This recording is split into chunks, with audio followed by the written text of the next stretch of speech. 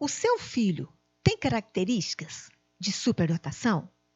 E você poderia perguntar assim: e o que são as características de pessoas com altas habilidades de superdotação? Vai que você tem um filho com essas características e nem você ainda identificou. Eu sou Zilma Lee e quero exatamente falar com você sobre as características das pessoas que têm altas habilidades de superdotação. Este assunto é um assunto muito importante para mim, para você e muito mais para o seu filho. Então vamos lá? Veja só. As características das pessoas com altas habilidades de superdotação, elas, na verdade, assim, elas são formadas por um conjunto que engloba qualidades, atributos, traços, aspectos, caracteres e sinais. Você de fato conhece o filho que você gerou, do qual você convive, que você encontra, que você convive? Você conhece realmente as qualidades de seu filho? Você consegue distinguir o que é que ele manifesta que você considera positivo? E o que é que ele manifesta e você considera que precisa de ser melhorado? Você conhece os atributos de seu filho? As competências que ele apresenta? Você consegue perceber os traços da personalidade de seu filho? Nós, mães, pais, estamos tão acostumados a essa sociedade do conhecimento, a esse conjunto de atividades, que muitas vezes nós não prestamos atenção nos aspectos dos nossos filhos, nos caracteres dos nossos filhos. Quais são os sinais que eles apresentam?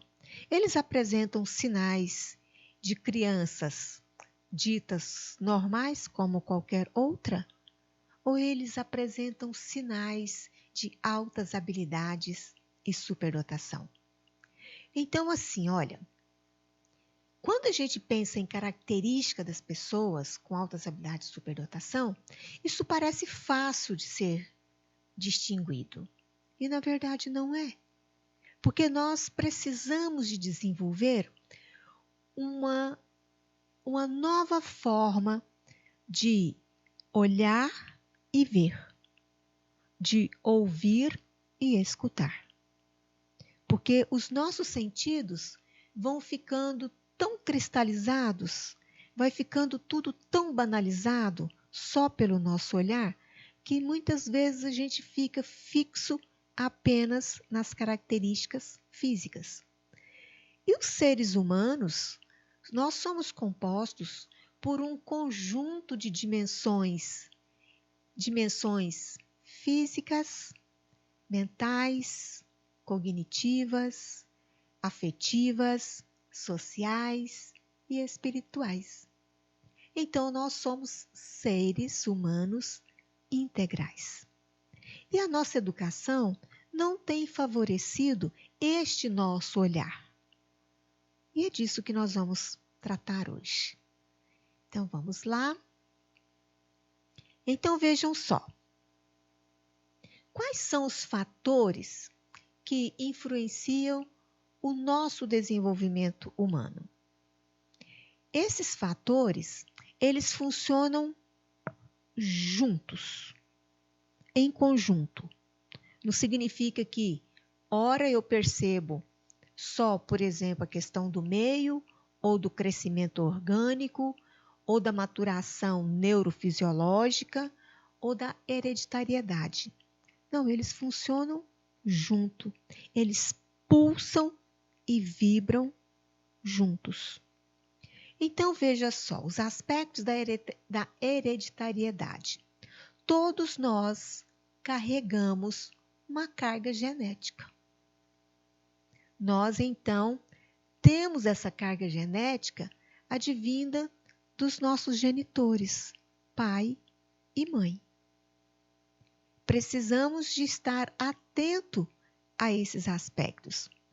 Você já viveu uma situação que é assim, olha, você está vendo seu filho brincando e de repente ele perde a paciência ali com a brincadeira e começa a chorar e diz que não quer mais aquela brincadeira. Aí você olha para essa situação e diz assim: quando eu era criança, eu era desse jeitinho. Neste momento, você está fazendo uma leitura de um pequeno aspecto da carga genética. Isso é só para exemplificar. Quanto ao nosso crescimento orgânico, se nós temos todas as nossas necessidades contempladas, o nosso crescimento orgânico, ele funciona melhor. Para isso, existem ferramentas que nós vamos trabalhando para que você, pai, possa fazer uma atividade avaliativa. Será que meu filho está tendo um crescimento orgânico de acordo com a idade? Muitas vezes é só o pediatra que tem esse olhar. Nós, pais, precisamos desse olhar. Nós, pais, precisamos de entender de fato o que vem a ser um crescimento orgânico que seja positivo. Quanto à função da maturação neurofisiológica, será que as nossas crianças estão desenvolvendo de fato onde nós podemos compreender essa maturação? Já exemplifico. Por exemplo, uma criança, ela só vai conseguir segurar o talher e levar a comida até a boca quando ela tiver essa maturação fisiológica. Com 1 aninho, com quase 2 aninhos, ela não vai conseguir. Mas já com 3 anos, ela já vai ter essa maturação neurofisiológica e vai conseguir fazer este comando para levar o alimento até a sua boca. E lembrando de um fator que não pode ser de forma alguma negligenciado, que é o fator do meio onde essa criança está, do meio ambiente onde ela vive, onde ela convive, onde ela se educa, onde ela brinca, onde ela mora, onde ela passeia, todo o meio que envolve. Nós vamos chamar isso de contexto social. Então, o aspecto do meio é extremamente importante.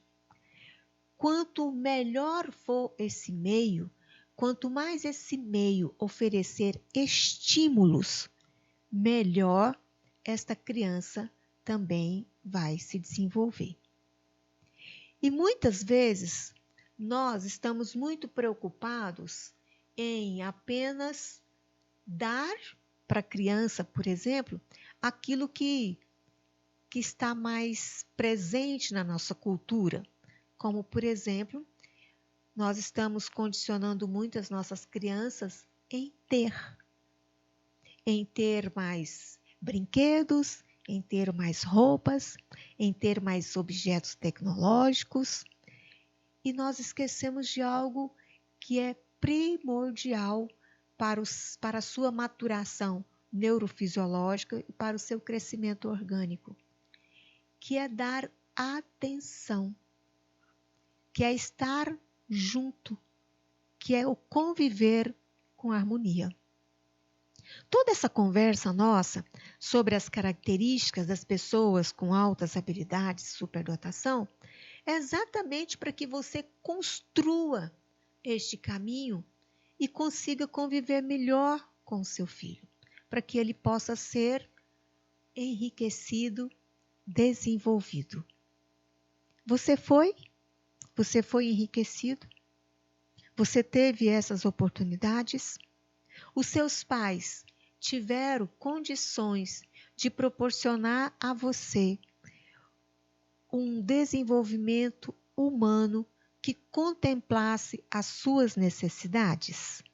Bem, são essas questões que nós vamos estudando e verificando. Ainda falando sobre o desenvolvimento humano, que ele pode ser dividido em 4 aspectos, tá? Então, um aspecto que é fácil da gente perceber, que é o aspecto físico-motor, que nós vamos considerar exatamente esse crescimento orgânico. Também vamos observar a maturação neurofisiológica, a capacidade de manipulação dos objetos e o exercício do próprio corpo. Veja o quanto que é importante colocar as nossas crianças para exercitar fisicamente. Caminhar na natureza, subir e descer os brinquedos, perceber os encaixes, perceber como que todos os elementos da natureza estão conectados. São pequenos exercícios, mas que faz a diferença para esse aspecto do próprio desenvolvimento físico-motor. Um aspecto interessante que nós, principalmente nós que estamos preocupados com a educação que nós estamos proporcionando aos nossos filhos, é o aspecto intelectual. Então, as nossas crianças estão desenvolvendo a sua capacidade de pensar, de raciocinar, de perguntar, de questionar. Então, quando meu filho era pequeno, com 2 ou quase 3 anos, como o garoto perguntava, como o garoto questionava, e muitas vezes já conseguia elaborar uma crítica. E aí alguns parentes que não entendiam sobre o próprio desenvolvimento humano colocavam assim: meu Deus, como ele pergunta. Eu falo assim, e é normal, que bom que ele pergunta. Ah, mas ele é muito pequeno para compreender a resposta.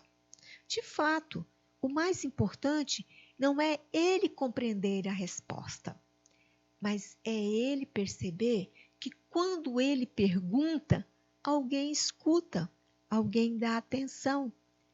Dê a explicação que você dá conta e ele vai ter o entendimento proporcional à sua maturação neurofisiológica ou de acordo com o seu aspecto intelectual, com a sua capacidade de pensar. Mas não proíba de perguntar. Muito pelo contrário, estimule as perguntas. Estimule também as respostas. Estimule o questionamento. Porque isso também vai influenciar no outro aspecto, que é no aspecto afetivo-emocional, que é o modo particular de cada indivíduo integrar as suas experiências. É onde ela aprende a sentir. É preciso aprender a sentir.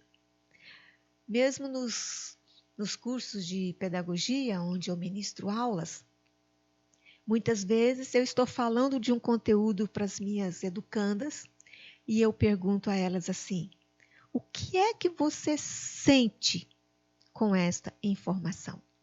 A grande maioria diz: professora, eu não sei sentir. Então, assim, não é condenar quem não sente, é que de fato não aprenderam a prestar atenção no que sente. E este é um aspecto extremamente rico. Como é que as nossas crianças estão sentindo? Como é que elas estão mostrando a sua afetividade, tanto a positiva como a negativa. E dentro desses aspectos do desenvolvimento humano, precisamos também de prestar atenção nesse aspecto social. que é a maneira como que o indivíduo reage diante das situações que envolvem outras pessoas, que é a convivência. Como é que ela convive? Como é que ela reage na presença de outras pessoas? Como é que ela interage dentro de casa, quando está só o núcleo familiar, e como que ela interage quando chega outras pessoas? Então a gente precisa de entender esta forma particular de como cada criança vai desenvolvendo.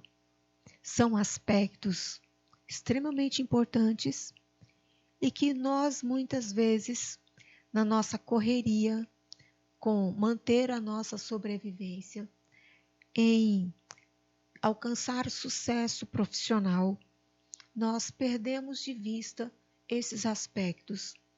E esses aspectos, eles funcionam de forma transdisciplinar. Eles estão juntos e misturados. E nós, pais, precisamos de compreender cada vez mais sobre essas questões. Então, eu quero citar agora algumas características que os autores, que os estudiosos mais têm colocado que nós, pais, precisamos de prestar atenção para a gente começar a identificar as características dos nossos filhos, principalmente as características de altas habilidades superdotação. Será que seu filho é essa criança ou esse adolescente que tem rapidez e facilidade para aprender? Você dá uma orientação, uma informação e ele rapidamente compreende. Entre seguir a orientação é outra coisa, né? Mas ele compreende. Ele faz perguntas sobre o que você está explicando. Talvez isso seja muito fácil de perceber no ambiente da escola, mas dentro de casa, nem sempre nós temos esse olhar, principalmente nós pais que ficamos grande parte do tempo fora de casa. Tá? Uma segunda característica é assim, olha, os nossos filhos abstraem, ele percebe uma situação e consegue fazer generalizações, consegue fazer análise ou mesmo síntese. Ele consegue abstrair da realidade informações que muitas vezes você fica surpreso. Você olha para ele e diz assim, mas ele é muito pequeno para estar fazendo essa associação. Ele apresenta esse destaque. E quando ele já foi alfabetizado? Ele possui uma leitura voraz, tem um vocabulário avançado, utiliza palavras que está fora do cotidiano familiar. Este é um item que merece também muito a nossa atenção. Tá? Uma outra característica é a flexibilidade de pensamento. O que vem a ser isso? Ele consegue, por exemplo, pegar um brinquedo e dar outras funções para esse brinquedo. Ele elabora um pensamento diferenciado.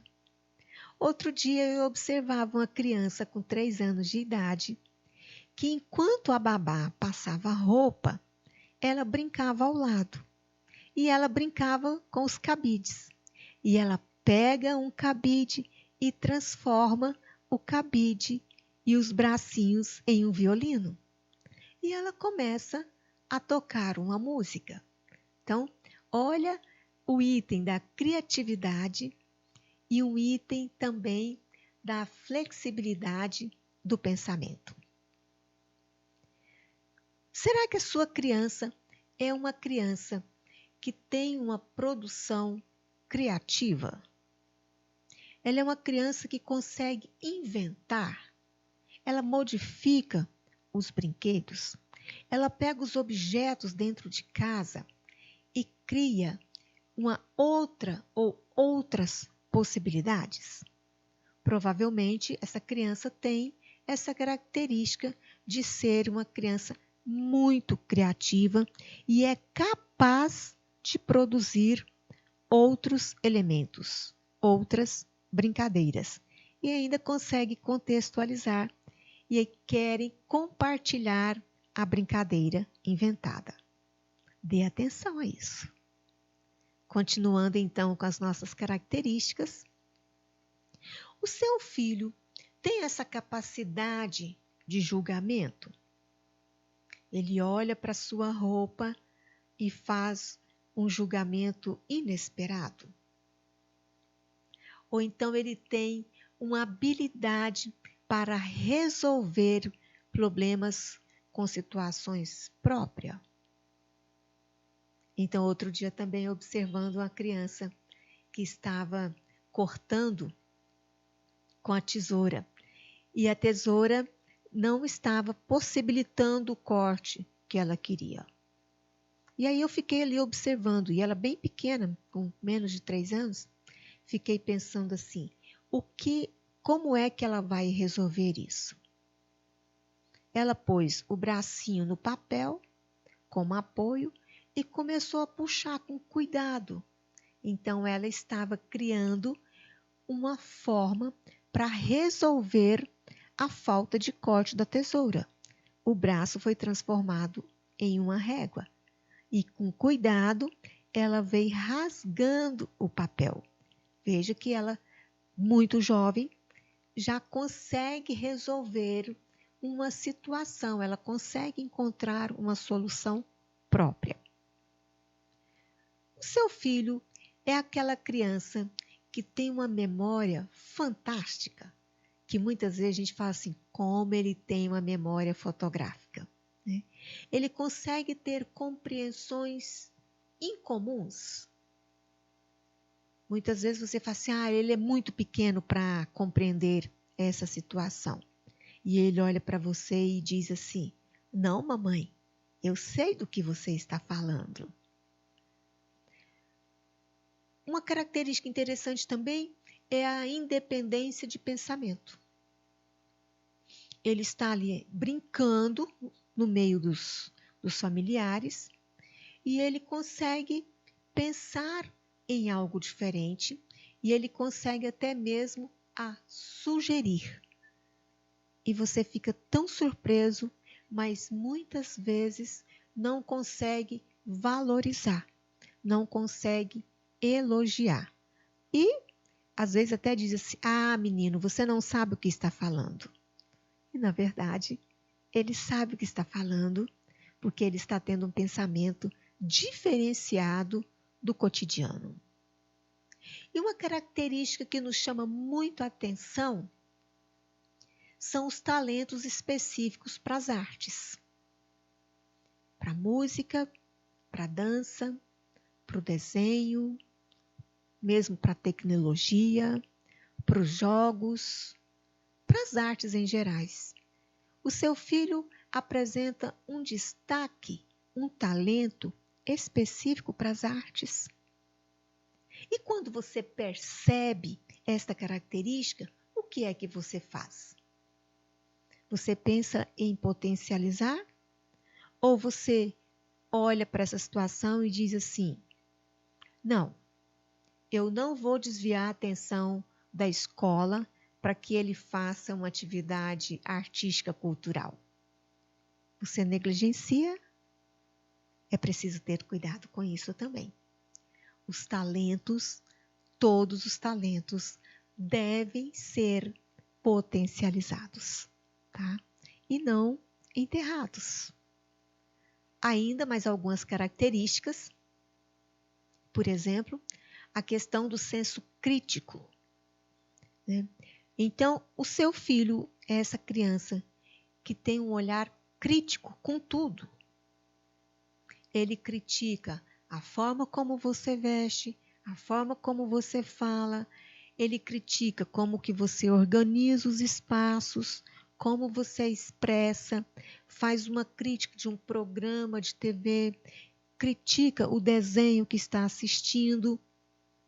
Então, esse senso crítico precisa também de ser valorizado.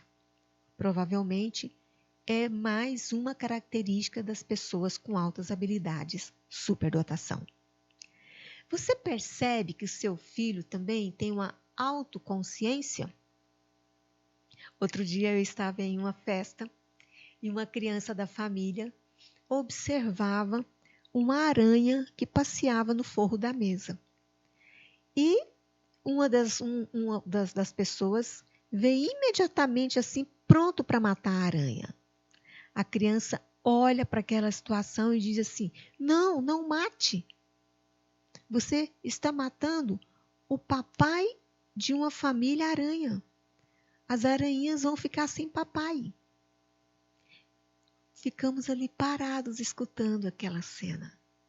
Olha a autoconsciência dessa criança. Se eu mato aquela aranha, eu estou destruindo um pai de família.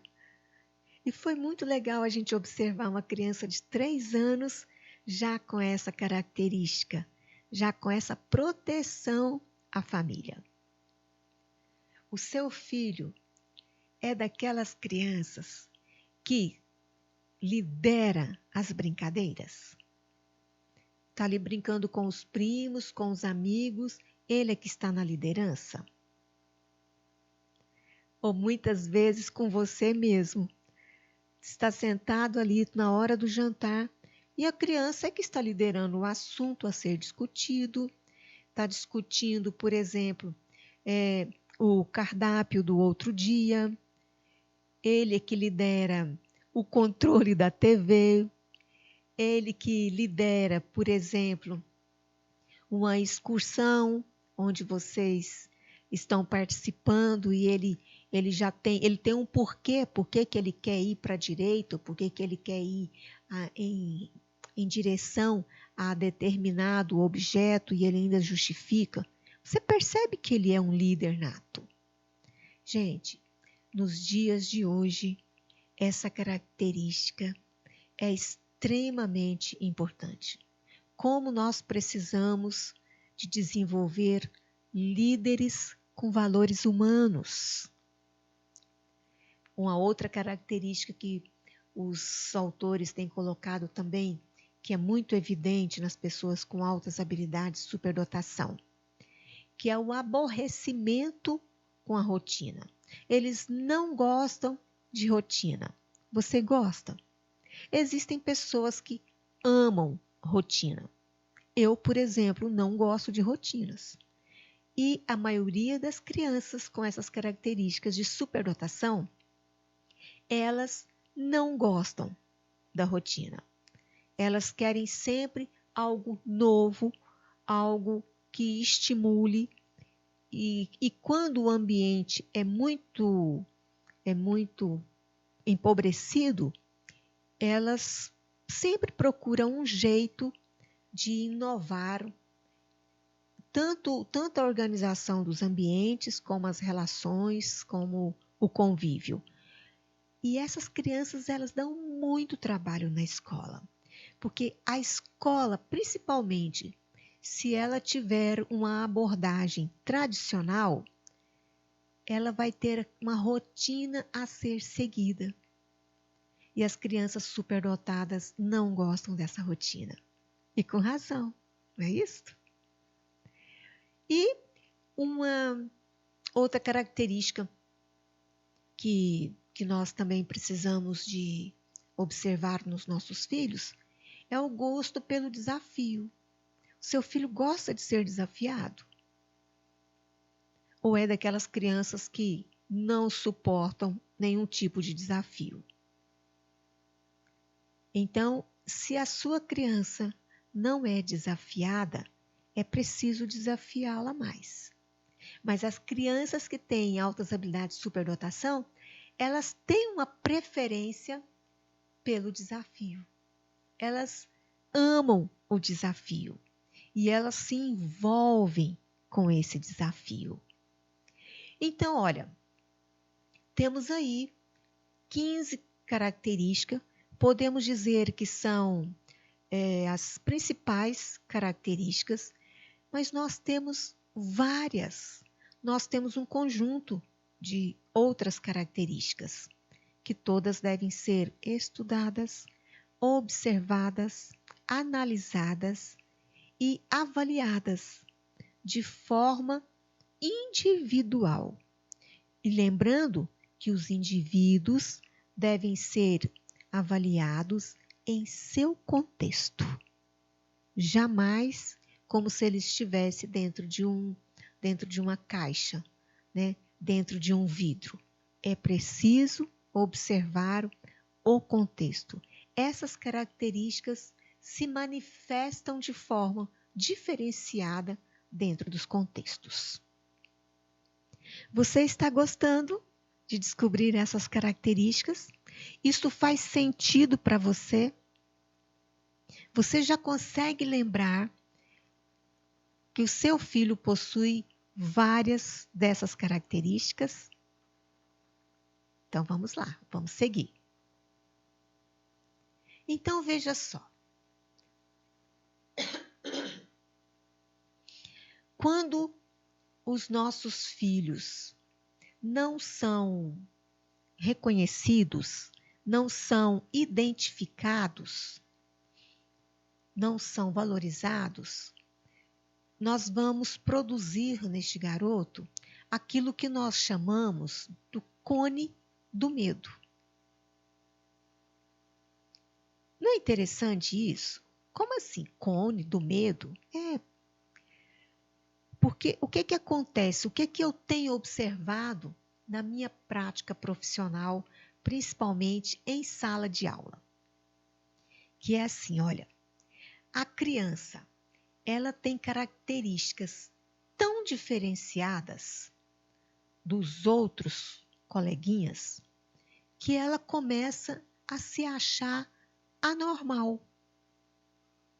Ela se olha e diz assim: gente, eu sou muito anormal. Eu sou muito diferente dessas pessoas. E por se achar anormal, ela se sente rejeitada. Então, olha que interessante isso.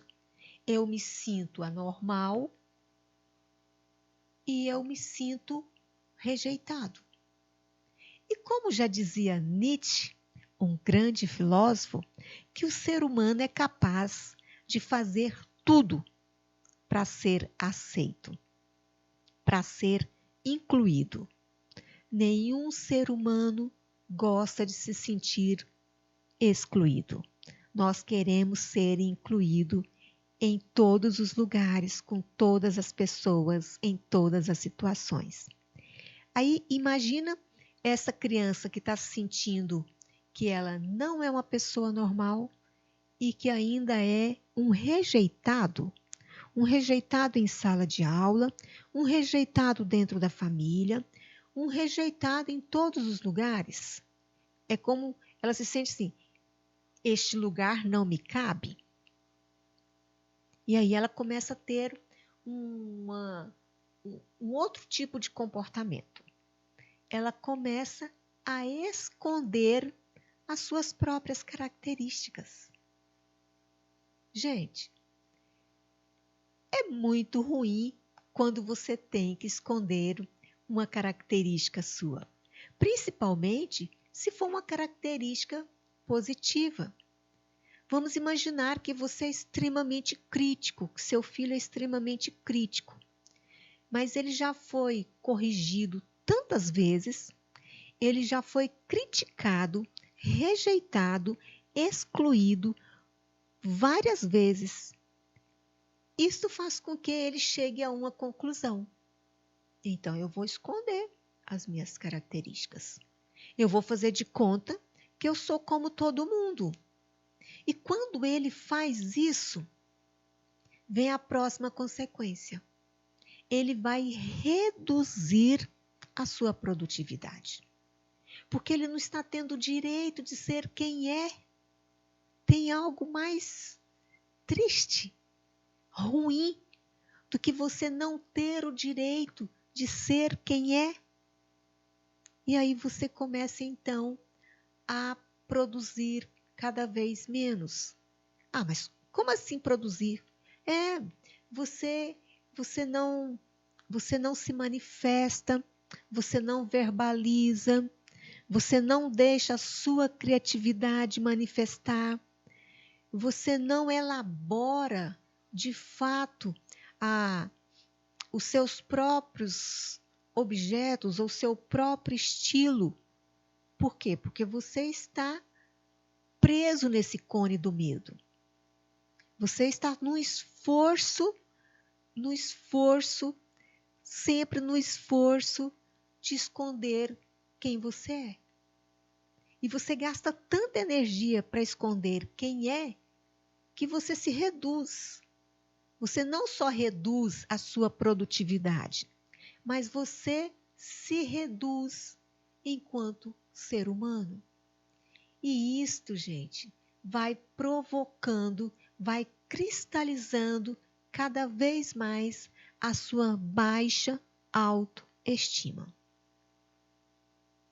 Então, as pessoas que têm baixo autoestima são pessoas que vivem a angústia, a ansiedade, que tudo isso nos pode levar à depressão, e aí já tem um quadro patológico instalado. Então, o cone do medo precisa de ser cuidado e muitas vezes precisa de ser tratado por um conjunto de profissionais. E, por que não dizer, por um grupo interprofissional, multiprofissional. Então, precisamos de entender sobre isso para que a gente possa chegar a uma outra construção, como, por exemplo, ao cone da realização. E é tão bom quando a gente sai do cone do medo e a gente vem para o cone da realização, porque isso abre as suas possibilidades, né? Então, primeiramente, é necessário que eu me reconheça. Eu me reconheço, pai e mãe, eu me reconheço. Para que eu tenha condições de reconhecer também o meu filho. Quem vai falar muito bem sobre essa questão é um autor que chama Pierre Weil. E ele vai dizer que tudo começa em nós, ou tudo começa em mim. Então é preciso que eu me reconheça para que eu também reconheça o meu filho. Que eu olhe para a minha vida e consiga reconhecer características mínimas, características que estão evidentes. E assim que eu passar por este processo do reconhecimento, eu já entro num outro momento. Tá, eu me reconheço, agora eu me aceito. Eu me aceito enquanto pessoa, eu me aceito enquanto pai e mãe e também aceito o meu filho. Tudo isso, gente, vai favorecer para que ele também se aceite. É muito triste quando a gente percebe que as nossas crianças não se aceitam. E esses rótulos da não aceitação começam exatamente dentro de casa. E a escola muitas vezes reforça. Exemplo, quando eu era criança, eu tinha muito apelido de indiazinha. Cabelo escuro, cabelo negro, uma carinha de índia. Então, quando alguém me chamava de índiazinha, olha, eu ficava muito aborrecida, eu ficava muito triste, porque eu não queria ser índiazinha. Porque lá no meu livro de história dizia que o índio brasileiro era um índio com características negativas. Eu não queria ter aquelas características negativas. Então eu não me aceitava. Eu não conseguia reconhecer a minha carga hereditária. Até que um dia, eu já devia estar mais ou menos com 7 anos, eu perguntei para minha mãe: por que é que eu tenho essa característica de índio? Por que que eu pareço uma índia?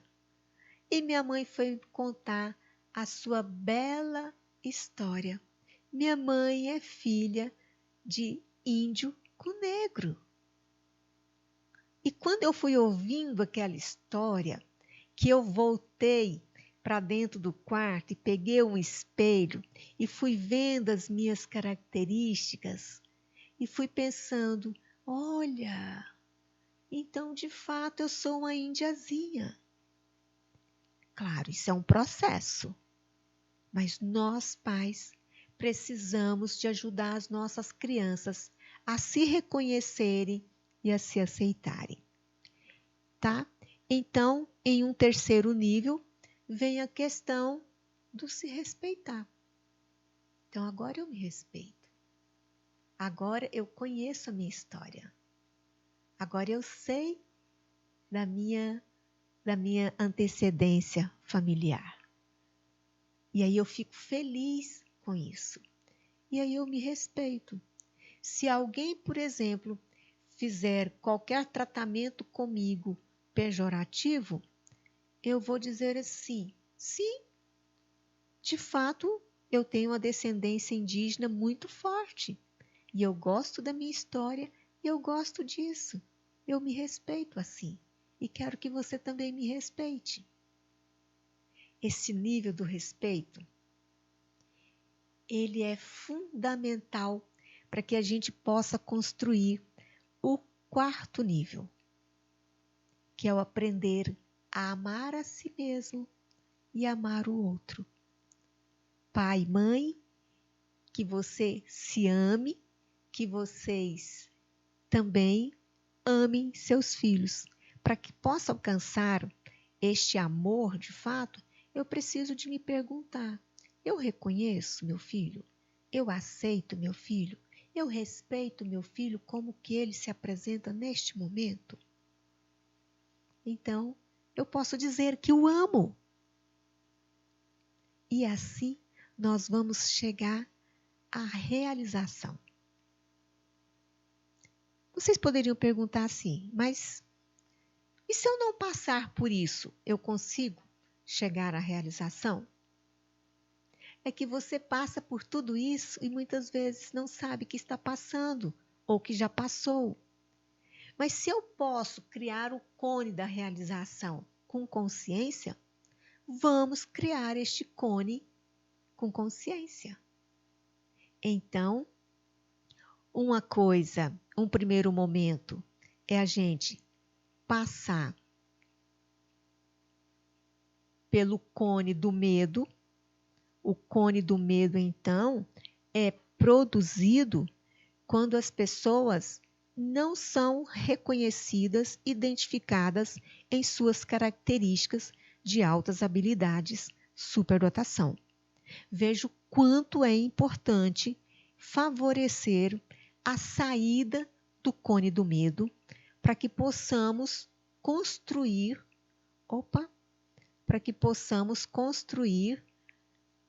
as características do cone da realização.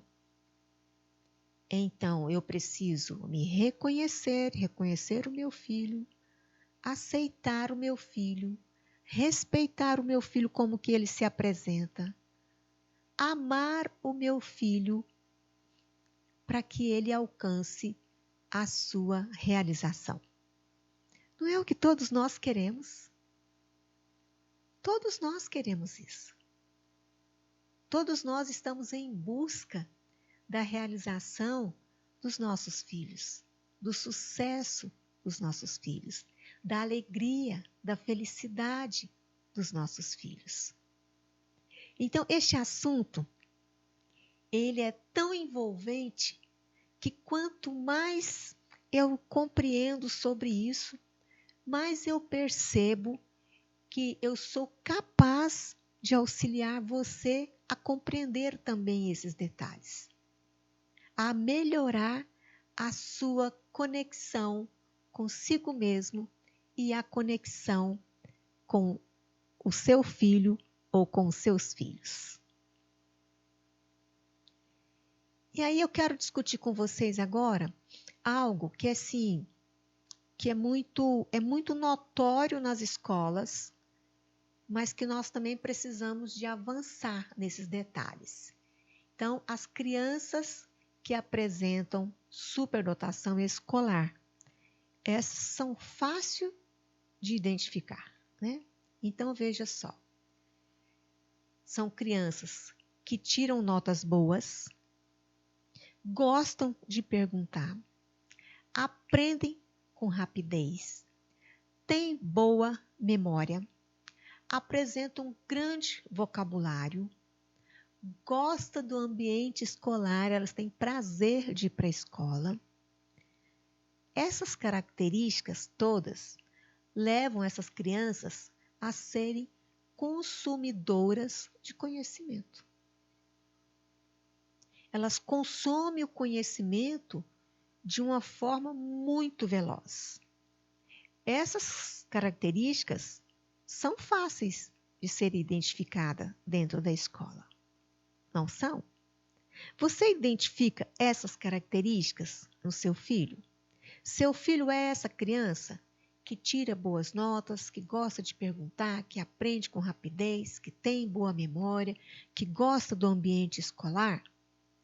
Essas características, então, de acordo com Joseph Renzulli, são características da superdotação escolar ou acadêmica. Mas existem outras características que venham comprovar a superdotação criativa produtiva. O que vem a ser isso? Olha só.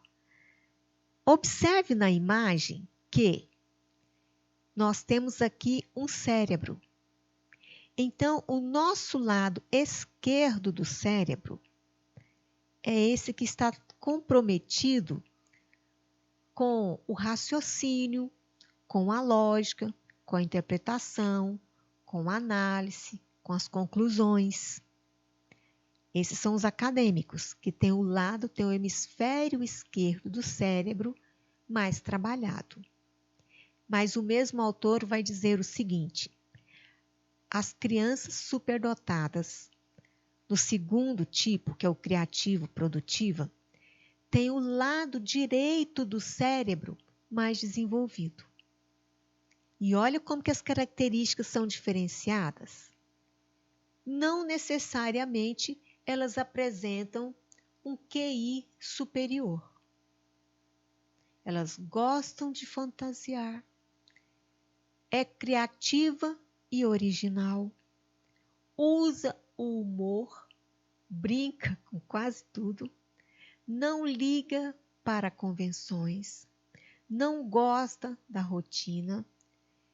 E esse conjunto leva as crianças a serem produtores de conhecimento. Vou dar um exemplo. Nós temos na escola pública um garoto que, assim, apresenta altas habilidades em música e também na área acadêmica. Ele consegue tirar boas notas em todas as disciplinas. E pegou um instrumento poucas vezes e já conseguia executar, por exemplo, uma obra de Beethoven, que no caso é o violino. Então, este garoto, ele é considerado uma pessoa que tem características de altas habilidades, superdotação acadêmica. Por quê? Porque ele é um consumidor do conhecimento. Ele consome as informações acadêmicas e transforma em boas notas. E também tem um rico vocabulário, uma boa memória. Ele aprende tudo com muita rapidez. Ele pode ser considerado um criativo produtivo? Ainda não. Por quê? Porque ele não compõe. Ele apenas sabe executar o que já está pronto. É claro que ele apresenta uma alta habilidade, mas ele ainda continua consumindo um conhecimento já elaborado. Quando ele alcançar a condição de compor, por exemplo, uma música, aí ele passa a ser um produtivo criativo ou um produtor de conhecimentos. Veja então o quanto é importante a gente entender sobre as características das pessoas com altas habilidades, superdotação.